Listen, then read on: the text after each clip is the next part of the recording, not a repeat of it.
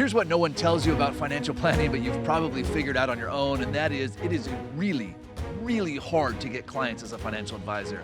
And I'm not just talking about the good clients or the clients to whom you can deliver massive value or the clients who are willing to pay you a premium fee. It's just really hard to get clients, period. And so in this video, I'm going to show you the 4 strategies that you can use this very week, the 4 strategies I use to build a $2 million a year practice.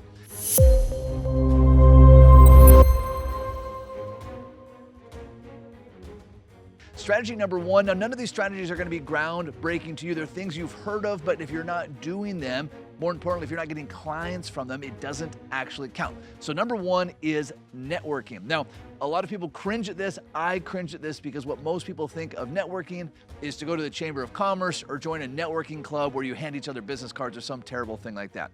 What I mean by networking is what Chet Holmes called the Dream 100 concept. So in any niche, there are 100 people that if any of them became clients, let alone the majority or all of them, it would transform your practice. Now in my practice, it was pre-retirees in my geographical area. And so I would work and build a list of 100 people that were in my geographical area by name who would make ideal clients. And then each week, I would make sure at least once I was somewhere where I could cross paths with one of these 100 people. Now, this is by no means stalking. I'm not going to drive by their home. But for example, in my niche, many of the people on my 100 list worked at the local community hospital. And so at least once a week, I would go to the community hospital and have lunch at the hospital. And I would bring something to work on, but it gave me an opportunity to cross paths with people on my Dream 100 list. Now, did anyone ever come up to me at the hospital and say, "Oh, Matthew, you're here. I'd love to hire you as my advisor"?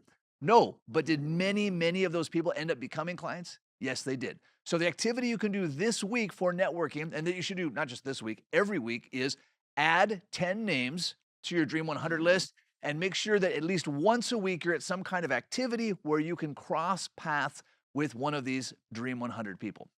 The second area, and this is where I got roughly 1/3 of all of my clients, is from centers of influence. Now, everyone knows that you should be getting referrals from center of influence, but whenever someone tells me that, I ask them, how many referrals, sir, did you get from centers of influence? And when the number is 0 or close to 0, I dismiss that as simply a big idea. But here I want to show you what I did each week to get 1/3 of all of my clients from centers of influence. And that is, each week I would reach out and contact 10 centers of influence who I could potentially send clients to. Now, we've talked about this in other videos, but the ultimate strategy here, or at least the core of the strategy, is that I'm offering to pay for an hour of their time so that I can interview them, so I can learn more about their practice, so that potentially I can refer one of my clients to them. This is traditionally accountants, tax preparers, business brokers, estate planning attorneys, people that are in that genre. Again, this is going to be niche specific. If you're working with business owners, I would talk to business brokers. There's a lot of things there. So every single week, I want to reach out to 10 centers of influence. This can certainly repeat back through. You want to nurture the good ones, but I'm going to reach out to 10 every week to offer to pay for an hour of their time to learn to see if they're a good fit for my clients. Strategy number 3 is seminars. Now, some of my best and worst professional experiences in my career come from doing seminars. And so I'm not suggesting seminars as in send a $10,000 mailer out, though that does work if you have the right conditions in place. I've done it successfully. A lot of advisors have. I wouldn't necessarily recommend starting there because it's very expensive and you're probably not good enough yet to justify that level of investment. What I would do instead, and what I've done almost every calendar quarter for the last decade, is client education events. Again, this is going to be niche specific, but 3 to 4 times a year, we buy lunch or dinner for our clients. You can do a happy hour. You can do a wine tasting. We make sure that the room matches the number of people we expect to have. We set those expectations. If I think I can only get 5 people, I would say, great news. We're only inviting 5 people. If I can get 40 people, great news. We're only inviting 40 people. And we do that education event once a quarter or at least 3 times a year. So how does that translate into every week? Well, every week I'm calling 10 people to invite them to attend this event. I always start with existing clients. I would rather buy dinner for existing clients, and it's a friendly audience, followed by prospects, followed by leads, followed by centers of influence, followed by my Dream 100 list. And so I've got 10 calls a week. Notice how some of these can overlap, right? So my calls for my seminar can overlap with my Dream 100, can overlap with my centers of influence strategy.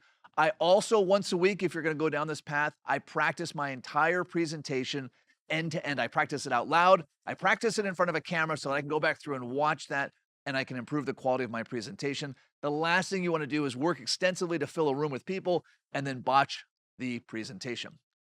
Number 4 strategy that I use every single week in my practice is referrals. Now, I don't mean referrals as in I'm going to sit here and dream about clients sending me new clients.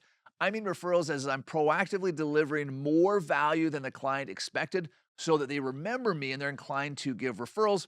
We've got videos on how to do referrals, how to ask for them, how to handle the referrals as they come in.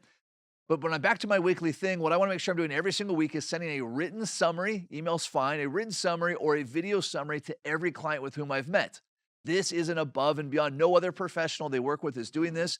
If after each meeting I send them a recording, a Loom meeting, a bomb, whatever the case may be, or just an email of, here's what we chatted about, here's what I look forward to talking about next time, and let me know if you have any questions. And then separately, once a week, I'm going to send out what I like to call a surprise and delight gift. Meaning that once a week, I'm going to send something to a client. Now, this can be physical. You'll need to stay within gift limits. It can also just be a handwritten note. And the surprise and the delight is that I've picked up on something or I heard of something that might be interesting to them. So maybe I heard that their grandchild got accepted to a university and I can send them a license plate frame. My grandchild attends this university. Or maybe I heard that they accomplished something in the community or something went on. I send them a handwritten note. This surprise and delight, again, it surprises the person that you were so thoughtful and it delights them that you thought of them, really takes that above and beyond. And I would do one of those every single week. So let's recap this thing. Every week I'm adding 10 names to my 10 names to my Dream 100 list. And I'm making sure that I'm crossing paths or at least potentially crossing paths with them at least once a week. Number 2, I'm contacting 10 people on my Center of Influence list to see if I can pay for an hour of their time if they're potentially a good fit for my clients. Number 3, I'm inviting 10 people to my quarterly seminar and I'm practicing the entire seminar every single week. And number 4, I'm sending written summaries or video summaries to all of my clients and I'm sending one surprise and delight gift each week. Now, will these 4 strategies get you clients this week? No, but every week you take these activities will get you 1 week closer. It's the same strategy I used, and eventually, though it will seem like it takes forever, then it's all at once, you too will be at a 7-figure practice. For more on each of these strategies, check out my book, Delivering Massive Value, and until next time, happy planning.